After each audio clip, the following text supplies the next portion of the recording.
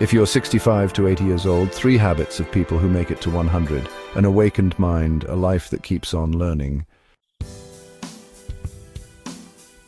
There's something deeply inspiring about an older person who keeps learning. It doesn't matter if you're 68, 74 or 80. There is a spark in their eyes, a quiet restlessness in their soul. Because true youth is not in the face, but in the mind that remains curious. These people read every day, even if it is only 1 page. They ask new questions, even if they seem simple. They are interested in what is happening in the world, in what their grandchildren feel, in what young people think. They have the humility to accept that they don't know everything and the wisdom to listen without interrupting.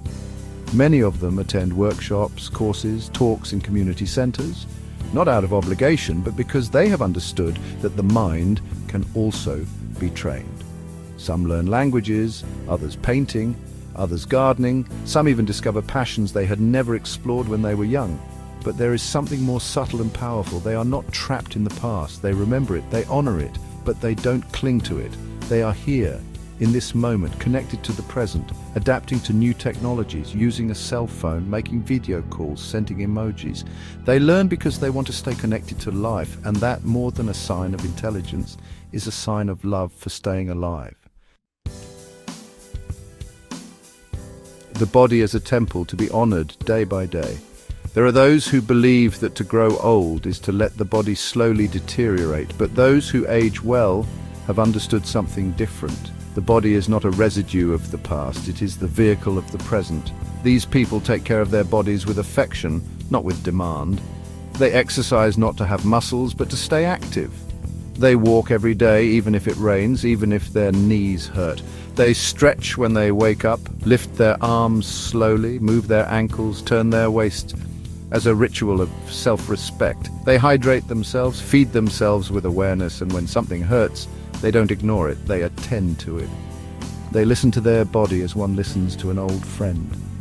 With patience, with gratitude, with humility. They do not seek to look young, they seek to feel free. And it shows in the way they move around the house, in the way they climb the stairs, in the way they get up from their chairs, because they know that every strong muscle is a form of autonomy and every unaided movement is a form of dignity.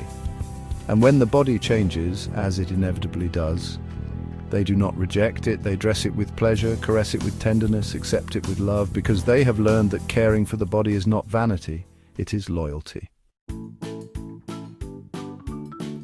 The wisdom of eating with awareness. There is a quiet beauty in watching an older person prepare their food with dedication.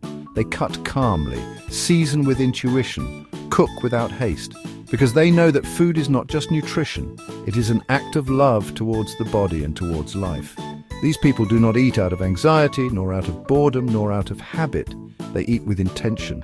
They choose what is good for them, what gives them energy, what doesn't bloat them or steal their spirits. They have learned to say no to what detracts from their health, even if they liked it in the past. They prefer fresh fruits, colorful vegetables, mild legumes, comforting broths. They avoid excess salt, sugar, processed fats. Not because someone forces them to, but because their body has taught them to choose wisely. And, above all, they eat with gratitude. They are grateful for the food, the company, the moment. Some pray before eating, others simply take a deep breath and savor. They do not eat in front of the television, but in front of life. And that this act of eating with awareness is a way of prolonging the health not only of the body, but also of the soul. The invisible power of healing relationships. Few things rejuvenate as much as a good conversation. One of those that are given without haste, with laughter, with glances that understand without saying a word. People who age fully know this, and that is why they take care of their relationships as one takes care of a garden, with constancy, with affection, with pruning when necessary. They have lifelong friends, but they are also open to meeting new people. They adapt to new generations. They listen to young people, share with them, learn from their way of seeing the world. They have learned to leave behind relationships that only hurt. They are no longer where there is no respect, and they have cultivated relationships where they feel seen, heard, loved. They make phone calls, send audios, write letters. They know that love doesn't need to be there every day, but it does need emotional presence. And in every healthy bond they maintain, there is an antidote to loneliness. Many participate in communities, in reading groups, in churches, in senior clubs, not to distract, but to nurture, to share, to feel part of something. Because when you know that you still belong, that you still matter, the heart ages slower. The light soul of the one who has learned to let go, there is a peace that only comes with age. When you no longer run after what you don't need or fight for what is not worthwhile. People who age well have made that journey, that of letting go in order to live lighter. They have let go of unrealistic expectations, past frustrations, inherited guilt. They have forgiven, not because the other person deserves it, but because their soul does not want to carry more weight. They have learned to say goodbye with gratitude, to let go of what no longer vibrates with their peace, to look back without rancor and forward without fear.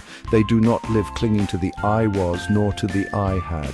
They live from the I am now, with their scars, their learnings, their defeats and their miracles.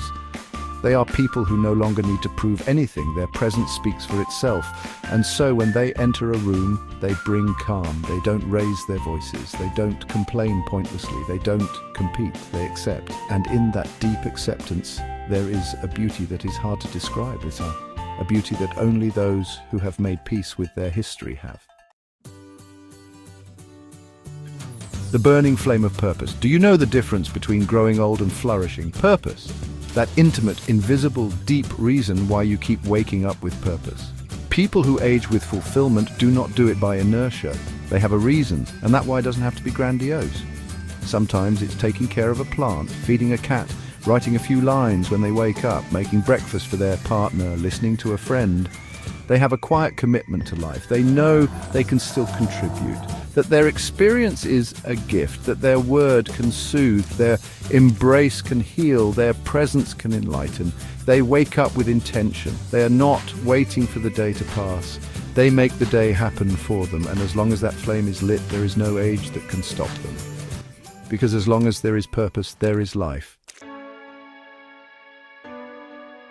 The value of staying useful, no matter what your age. A powerful sign that a person between the ages of 65 and 80 is aging well is that they still feel useful. Not indispensable, not a slave to routine, but useful.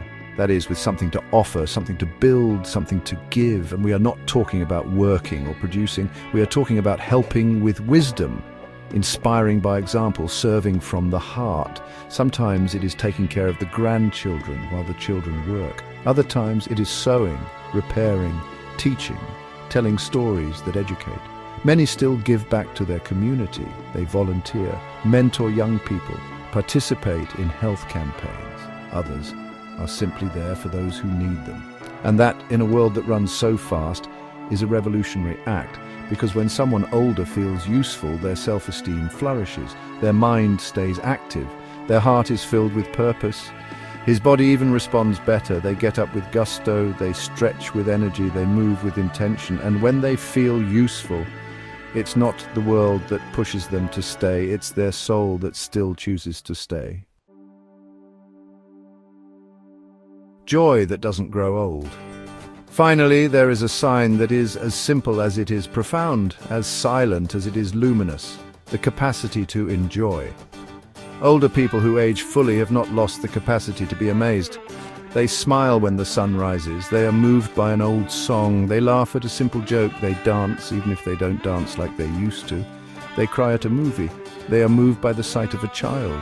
They keep a playful spirit. They play with their grandchildren, make jokes, celebrate life with what they have, because they have learned that joy is not in having more, but in feeling more. They don't need big things to be happy. A hot cup of coffee, a walk in the park, a long conversation with someone who listens, a shared silence.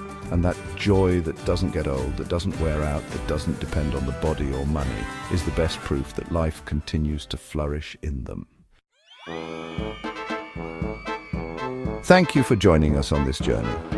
If you have come this far, it is because something inside you values the wisdom of the soul, the beauty of time well lived, and the art of aging with dignity. Aging well is not a matter of luck, but of daily choice, of habits, of bonds, of gratitude, of purpose. And if you or someone you love is over 65, remember this: it's never too late to blossom. It's never too late to be reborn.